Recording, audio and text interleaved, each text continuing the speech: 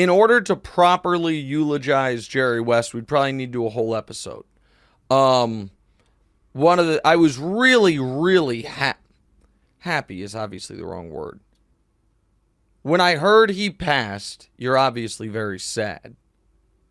But I was happy that we had just impromptu talked about him on Thursday and did a kind of just off the cuff retrospective on what a badass of a player he was.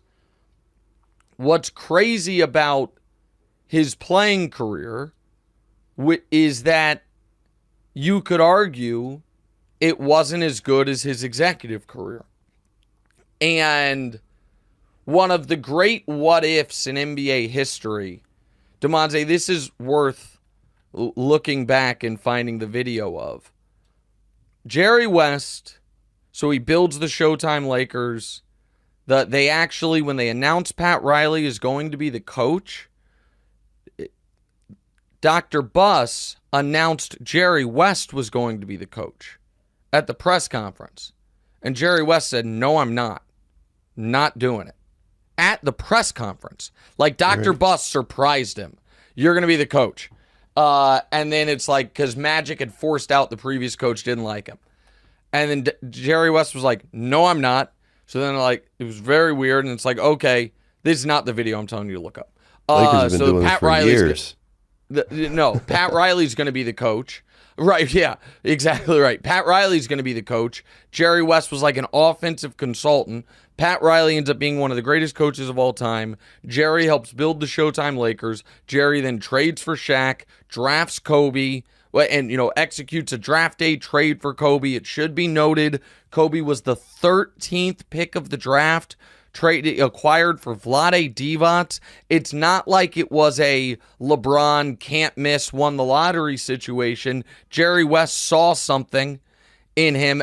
Brew told a story off the air yesterday that one of the reasons the Lakers fell in love with Kobe was because when they brought him in for a workout, instead of just having him work out, they had him work out against Michael Cooper, who was aging but was one of the best defensive players in the league in his heyday.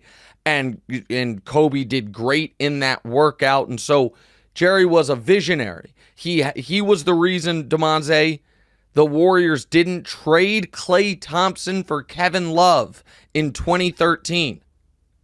That was huge. On the board. Everyone in 2013, everyone wanted to do it. It's like, we already have Steph. We need more rebounding. Kevin Love was available. Kevin Love at that point was like putting up 20 and 20s all the time. They were going to do it, and Jerry West stopped it. And then they end up turning into a dynasty. Jerry West helped put the Clippers together in later years. Sadly, he had a falling out with the Lakers. They continue to be petty about it. It's one of the reasons they are embarrassing as a high-level organization. Their statement on Jerry West was 3 sentences long, and in my opinion, they shorted him championships. And so it's weird. He has a statue there, but there's still bitterness between ownership there. It's clearly because you said he put together that Clippers teams. He didn't have anything to do with Lob City, did he? He was with the Clippers as a consultant. Let me get it exactly right. When he was with the Clippers, I want to have the timeline correct on that. It wasn't Lob City. He was with the Clippers in this latest starting in 2017. Oh yeah. So he was he was there when they got Kawhi and those guys. He was with the Warriors from 2011 to 2017 and the Grizzlies from 02 to 07. This is the video I was referring to. So he takes over the Grizzlies in 02. The 03 draft is the LeBron draft. The Grizzlies had traded their pick years prior for nothing, really. It was one of those picks like it's protected this, but they finally owed it. They only got to keep it. It was protected for number 1 overall in the LeBron James draft. Okay? It was going to go to the Pistons otherwise. And that lottery happens, and the final 2 teams left, picking 1 and 2 or 2 and 1, are the Cavs and the Grizzlies. And Jerry West is on the podium, knowing if they open the envelope and it's us, we get LeBron James. If they open the envelope and it's Cleveland, we get nothing. The number 2 pick then goes to Detroit. So it's either the greatest prospect in sports history or nothing. No pick and it at all. ended up being nothing. That pick ended up turning into Darko, but it obviously could have been D. Wade, Carmelo Bosch. Those were the next guys taken. But there is, and Cleveland, LeBron's from Akron. There's all of that. But there is a whole nother version of NBA history where LeBron gets drafted to a team run by the greatest executive ever. And does he never, you know what I mean? There's so many things there or whatever. But Jerry West was just a legend's legend. And the clip I played on TV yesterday was him recently, relatively, at a conference talking about how players come into the league these days and they're like, he's a dog, this guy's a dog. And he just says matter-of-factly, well, I was a wolf. I ate dogs. And he's not lying, man.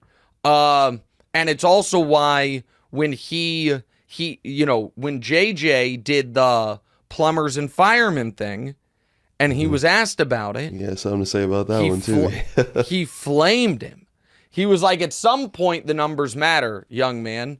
What did you, his quote was, what did you do in this league to impact winning? I mean, he was like, what were you, 12 points per game? And so, and again, I understand you have to adjust it for era, but Jerry West, for his era, he said it, probably had the highest vertical in the league. Maybe Bill Russell or Wilt had higher, but those guys were freak athletes. But was as fast as any player in the league, was the best shooter in the league, and just it's why, most people have him as the 3rd best shooting guard ever. Michael, Kobe, Jerry. There's an argument he's the 2nd best shooting guard ever. When I did my top 50, one of the reasons I cut it off of the last 50 years is because it is really hard to parse the guys from Jerry's era and the previous era. And here's the other thing that I'll say that is sad. Before Kobe passed, DeMonze, if you said, hey, let's get the 50 greatest NBA players ever in a room, all of them were available except for Wilt and Pistol Pete. And Pistol died very young. Pistol died in his 40s. Since Kobe passed, we've had a lot of legends go. We just had Bill Walton go recently. Jerry went. Bill Russell went. I'm not going to be, Kobe, obviously. There's others as well. And now, when the league just celebrated its 75th anniversary, which just means, by definition, unfortunately, we're going to have a lot more of these. Bob Cousy gave a quote yesterday or the day before, said I don't know if he's 95 or 96. He's like, I'm 95 years old. I've got 1 foot in the grave. I just want to see the Celtics hang banner 18, which was a great quote by a legendary player. But it's just, it is so many of these guys. And one other thing I'll say, everyone should go check out Dan Patrick on Jerry West. So Dan Patrick is obviously a lot older than me, and Dan Patrick he's mid to late 60s. Looks unbelievable, by the way.